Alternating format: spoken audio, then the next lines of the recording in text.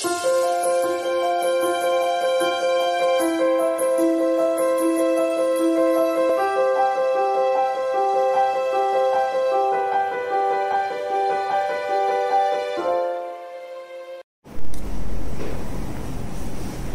गुरुदेव दत्त दत्तप्रबोधिनी न्यासमध्ये मी कुलदीप निकम आपले हार्दिक स्वागत करतो।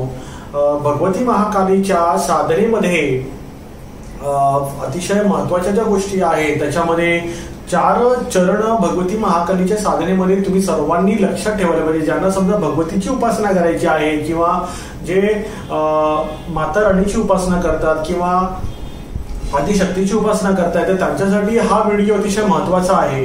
ठीक आहे, या व्हिडिओच्या माध्यमातून भगवती काली मातेची तुम्हाला प्राप्ती कशी होऊ शकते या विषयाचं मी तुम्हाला प्राथमिक स्तराचं तुम्हाला मी एक अनुसंधान सांगणार आहे, जेणेकरून तुम्ही कधीही भगवती कालिकेची जेव्हा तुम्ही साधना करणार आहात मग त्याच्यामध्ये दक्षिणेश्वर काली आहे किंवा स्मशान काली जर आहे तरी सुद्धा तुम्हाला हे जे तत्व आहे हे तत्व तुम्हाला अतिशय महत्त्वाचं आणि अतिशय उपयुक्त ठरणार आहे। या तत्वाच्या माध्यमातून जो प्रामाणिक आणि पारदर्शक शिष्यत्व रूपाला प्राप्त असलेला साधक आहे ज्याला सद्गुरु दीक्षा आणि भैरव दीक्षेचं ज्याला अनुसंधान आहे, कारण भगवती कालिकेचंच अशा पद्धतीचं अनुसंधान तिने स्पष्ट केलेलं आहे की जे साधक सद्गुरु दीक्षेला अनुसरून किंवा भैरव दीक्षेच्या माध्यमातून माझी साधना उपासना करतात तर त्यांना मी सहज प्राप्त होते। मग या प्राप्तीच्या पार्श्वभूमीसाठी तुम्हाला कशा पद्धतीने भगवतीची उपासना झाली पाहिजे आणि आईची तुम्हाला कृपा कशा पद्धतीने मिळाली, सहस्त्रमाता करुणा प्रेमाला तुम्ही सुद्धा त्यावेळेला प्राप्त करू शकता। त्यासाठी तुम्हाला त्यांच्या विश्वासाला तुम्ही सत्पात्री ठरायला पाहिजे। मग या सत्पात्री ठरण्यासाठी तुम्हाला एकूण 4 गोष्टींची तुम्हाला अतिशय व्यवस्थित माहिती असणं गरजेचं आहे, कारण मधल्या त्रिकोणामध्ये जे अग्निबीज आहे त्या अग्निबीजामध्ये भगवती महाकाली आसनस्थ आहे आणि आसनस्थ असताना ती त्या ध्यानामध्ये असते आणि ती सदैव आपल्या भक्तांचं ती ध्यान करत असते। ठीक आहे, अशा पद्धतीच्या तिच्या भोवती नेहमी 64 योगिनींचं तिच्या भोवती अनुसंधान असतं। मग ही जी रचना आहे तिच्या शक्ती वलयाची किंवा शक्ती पीठाची, तर या शक्तीपीठाच्या रचनेमध्ये एकूण 4 स्तर पडतात। तर पहिल्या स्तरामध्ये जे बाह्य आवरण आहे, जे सर्वात पहिलं जे आवरण आहे, म्हणजे जर समजा कुठला साधक समजा भगवती महाकालीची साधना करायला समजा तत्पर होतोय आणि तो साधनेला जर बसतो तर त्यावेळेला सर्वप्रथम भूतगण आणि दैत्यगणाचं त्याच्यामध्ये त्याला सगळ्यात पहिले अनुभव येतो आणि भूत आणि दैत्यगणाशी त्याची ज्यावेळेला भिडंत होते त्यावेळेला त्याच्या प्रामाणिक आणि पारदर्शकपणा जर चांगल्या पद्धतीने सत्वशील असेल तर तिकडे मग भूत आणि भैरवगणांचा त्याला त्रास होत नाही। भगवतीच्या कृपेने तो मग त्याच्या पुढच्या स्तरावरती तो लवकर पोहोचतो। पण जर तिथे चरित्रहीन व्यक्ती जर समजा भगवतीच्या कृपेला अनुसरून असेल किंवा दुटप्पी धोरण किंवा फसवणूक करणाऱ्या त्या व्यक्तीचं जर भगवती कालीचं जर अनुसंधान साधण्याचा प्रयत्न होत असेल तर ती भगवती कधीही पूर्ण होऊ देत नाही। बाह्यवरणातले असलेल्या दैत्य आणि भूतादी पिशाच गणांकडूनच त्या व्यक्तीचा सर्वनाश होतो। असे अनुभव सुद्धा म्हणजे माझ्याकडे जे काही साधक याच्यापूर्वीचे आले होते तर त्याच्यामध्ये सुद्धा मी असं बघितलं होतं की ते स्वतःला साधक म्हणून जरी घेत असतील पण त्यांचे जे काही कर्म आहे ते कर्म सत्वशील नसल्या कारणाने त्यांच्यामध्ये शिशुत्व नसल्या कारणाने भगवतीने त्यांना स्वीकारलं नाही आणि 2 ते 3 महिन्यामध्ये त्यांनी दशमाविद्येच्या साधनेमध्ये अशा पद्धतीने चुका केल्या। त्याच्यानंतर मग ती व्यक्ती कोमामध्ये गेली आणि मग त्याच्यामध्ये दुर्दैवी अंत झाला। मग कृपया करून कुठेही उत्साहपूर्वक तुम्ही कृपया करून शक्ती उपासनेमध्ये न बसता आधी तुम्ही तात्विक अनुसंधान साधा। तात्विक अनुसंधानामध्ये सद्गुरु दीक्षेला अनुसरून किंवा भैरव दीक्षेला अनुसरून, मग भैरव दीक्षेमध्ये काळ भैरव उपासना ही त्याच्यामध्ये निर्धारित आहे। मग भैरव दीक्षेला अनुसरून तुम्ही भगवतीची कृपा प्राप्त करायला तुम्ही तत्पर होऊ शकता।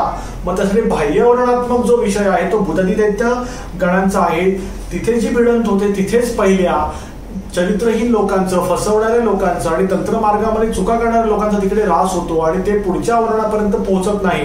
म्हणजे पहिलं जे आवरण आहे बाह्य आवरण जे 4थ्या क्रमांकाचं जे आहे ते आहे भूतादी पिशाच्य दैत्यांचं। जर तुम्हाला याच्याबद्दल जर तुम्हाला अधिक माहिती हवी असेल तर तुम्ही काय करायचं, कुठल्याही शक्तीपीठाला समजा काळभैरव तीर्थक्षेत्राला जा किंवा शक्तीपीठाला जा तर तुम्हाला कमान जी दिसणार आहे तुम्हाला देवीची जी मूळ प्रवेशद्वाराची कमान आहे त्या कमानीवरतीच तुम्हाला कीर्तिमुख तुम्हाला सुरुवातीला दिसणार आहे। कारण कीर्तिमुखलाच तिथे देवीने ते अधिकार दिलेले आहेत बाह्यावरणामध्ये की दुष्ट आणि चरित्रही लोकांना तू तिथेच त्यांचा तू ऱ्हास करावा आणि त्यांचा नाश करावा, जेणेकरून त्यांच्या वलयामध्ये शक्तीचा प्रवेश होत नाही. त्यासाठी सद्गुरु दीक्षा, भैरव दीक्षेला अनुसरून शिशुत्व असणाऱ्या लोकांनीच शक्तीची उपासना करावी, जेणेकरून भगवतीची कृपा प्राप्ती रूपाने तुमच्या हृदयस्थ एक शाश्वत रूपाने येऊ शकेल. Point number 1. पॉईंट नंबर 2 मध्ये त्यातलं आतलं आवरण, समजा जी लोक साधनेमध्ये येत आहेत त्याचं आतलं आवरण जे आहे ते 64 योगिनींचं आवरण असतं. 64 योगिनींमध्ये हे सगळे 64 योगिनी जे आहेत त्या रक्त बीज असुराला मारण्यासाठी देवींनी तिची तेजातून जी रूपे बाहेर काढली, ती रूपे 64 योगिनीच्या रूपामध्ये त्यावेळेला काय केली, विस्तारित झाली. आणि या 64 योगिन्या ज्या आहेत ह्या पूजनीय आहेत, ह्या मातृ आहेत, या सर्व आई स्वरूपात आहेत. ह्यांची जी पूजा आहे, यांचं स्मरण आहे भगवती मातेसोबत केलं जातं. ठीक आहे. अशा पद्धतीने 64 योगिन्यांपर्यंत तुम्ही ज्या वेळेला जाता त्यावेळेला शिशुत्व तुमचं जे आहे त्या शिशुत्वाच्या पार्श्वभूमीवरती 64 योगिन्यांची तुम्हाला कृपा प्राप्त होते. आणि ह्या कृपेसाठी मग तुम्हाला ह्याच्यामध्ये सप्तशतीच्या अनुसंधानामध्ये तुम्हाला बसावं लागतं. आणि सप्तशतीचा ज्यावेळेला पाठ तुम्ही ज्यावेळेला सुरू करता त्यावेळेला अशा पद्धतीने अतिशय शिशुत्व रूपाने ज्यावेळेला तुम्ही पाठ कराल तर 64 योगिन्यांची कृपा तुम्हाला तात्काळ रूपाने अनुभवायला येते. ठीक आहे. त्याच्यानंतर मग अजून त्याच्यात तिसरं जे आवरण आहे आतलं ते आहे भैरवादी गणांचं. आणि ह्या भैरवादी गणांमध्ये काळभैरव, नग्नभैरव, बटुक भैरव आणि 64 गणांचा त्याच्यामध्ये अष्टभैरवांचा समावेश असतो. आणि अष्टभैरवांचा समावेश असल्या कारणाने तुम्हाला मग त्याच्यामध्ये अष्टभैरवांच्या पूजनाच्या माध्यमातूनच मग तुम्हाला त्याचं पुढचं जे मुख्य केंद्र आहे शक्तीचं, भगवती कालीचं, ते तुम्हाला प्राप्त होतं आणि तुम्हाला आईचा साक्षात्कार सुद्धा होतो. मग या साक्षात्काराच्या भूमिकेमध्ये तुम्हाला व्यवस्थित पारदर्शक प्रामाणिकपणे सद्गुरूंच्या माध्यमातून तुम्हाला भगवती कालीच्या, मग दक्षिणेश्वर काली आहे किंवा स्मशान काली आहे, तर अशा पद्धतीने तुम्ही त्यांच्या साधनेमध्ये तुम्ही स्वतःला प्रस्थापित केलं पाहिजे. शुद्ध सात्विक वृत्तीने तुम्ही भगवतीची तुम्ही आराधना केली पाहिजे आणि सद्गुरूच्या सेवेतूनच तुम्हाला भगवतीची प्राप्ती होऊ शकते. ही धारणा तुमच्यामध्ये असायला हवी. त्याशिवाय भगवती तुमची कुठलीही पूजा स्वीकारत नाही. ठीक आहे. अशा पद्धतीने सगळ्यात बाह्यावरण जे आहे ते आहे भूत प्रेतादिकांचं, ते तुम्हाला छेदून तुम्हाला आतमध्ये येता आलं पाहिजे. त्याच्यानंतर 64 योगिनींच्या पूजनाच्या माध्यमातून, सप्तशतीच्या पाठामधून किंवा आपल्या गॅलरीवरती म्हणजे आपल्या दत्तप्रबोधिनी मेसेंजरच्या गॅलरीवरती मी भगवती महाकालीचं एक अनुसंधान सांगलेलं आहे मातृका पूजनाच्या माध्यमातून. म्हणजे मातृका जे बीज आहे तर मातृका बीजांच्या माध्यमातून भगवती महाकालीची साधना कशी होते, जी नवरात्रीमध्येही करता येते. ठीक आहे. अशा पद्धतीने गुप्त नवरात्री आहे. एकूण ज्या 4 नवरात्री आहेत त्या 4 नवरात्रीच्या माध्यमातून ती साधना करू शकता आणि तुम्ही भगवती कालीची कृपा प्राप्त करून घेऊ शकता. मग त्यासाठी तुम्ही काय करा की आपल्या मेसेंजरवरती असलेल्या गॅलरीमध्ये जाऊन तुम्ही तो व्हिडिओ बघू शकता, जेणेकरून तुम्हाला भगवती कालीची कृपा प्राप्त करून घेण्यासाठी मातृका बीजाच्या माध्यमातून तुम्ही, म्हणजे मातृका बीज त्या बीज आहे जिथे 64 योगिनीचं अनुसंधान साधलं जातं आणि त्यातून तुम्हाला लाकिनी, शाकिनी, डाकिनी मातेंचे सुद्धा तुम्हाला त्याच्यामध्ये तुम्हाला कृपा आशीर्वादाची प्राप्ती होते. मग त्यासाठी तो गॅलरीचा व्हिडिओ जर तुम्ही बघितला तर त्याच्यामधून तुम्हाला तो साधनेचा विग्रह तुम्हाला प्राप्त होतो. ठीक आहे. मग अशा पद्धतीने बाह्य आवरण जे आहे ते भूतादी प्रेत दैत्यांचं आहे भगवतीच्या दरबारामध्ये. त्याच्या आतमध्ये जे आहे ते 64 योगिनींचं आवरण असतं.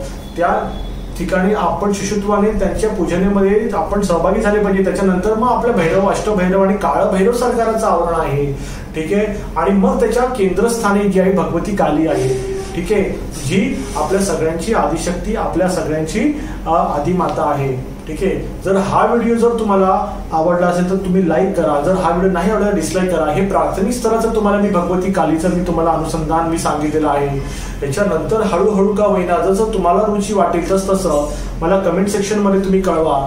आणि सोबतच जर सोबतच काय प्रश्न असेल तर तुम्ही आपल्या लाईव्ह सेशन मध्ये सुद्धा तुम्ही मला प्रश्न करा.